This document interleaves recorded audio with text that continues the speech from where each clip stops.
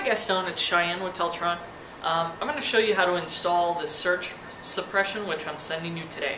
So give me a call if you need anything, 386-523-1079, but you should be able to figure it out with the documentation that I'm going to send you and the actual surge suppression device itself. So what I'm sending you is this device right here. It's got an RJ45 end on each side. And what you're going to do is install it on the side against the wall. So your wall is right here. Install it on there. This actually just slides out like so. So take that out to mount it. It's got 2 screw holes on the back. Then once you've got that mounted to the wall over here, just slide in the board. You want to be careful to make sure that the board doesn't, or the wires don't snap off of the board. Get that back in there.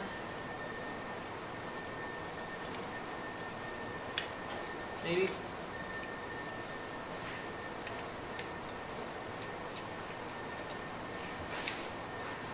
The wires are tinned in there so that they don't come out, but when you put it on the wall like this, I would recommend putting tie wraps on so that these wires on the top and bottom aren't likely to snap out of place.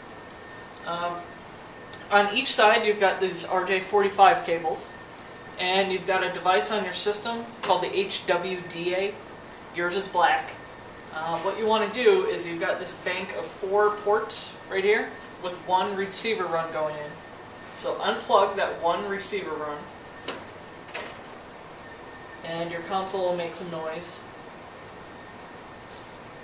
And then you want to plug the other end of that, one side of this, into that slot. And really what you want is this device to be in the middle, between your cable run. The other side will go into the port on the patch panel. Yours may be only 6 port minus 12. You unplug that, and plug the other end of that into there. So what we essentially have is a continuous loop to the HWDA from the patch panel with this in between. This is the actual surge suppression.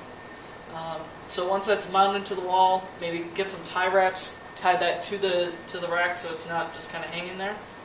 And one more thing is there's a 14 gauge grounding wire that you're going to need to connect to a ground that you have in your facility. I left one end unstripped, so you want to strip that and connect it to a ground somewhere. You've probably got a ground in that room somewhere. This cable may not be long enough. It's just a 14 wire gauge cable that ties down to just a screw on the board itself. So if you have any questions, again, give me a call and I'll help you through it, but it's really pretty straightforward. Mount it to the wall, tie wraps for the cable tension, and then connect it between your patch panel and your HWDA. Alright, thanks Gaston.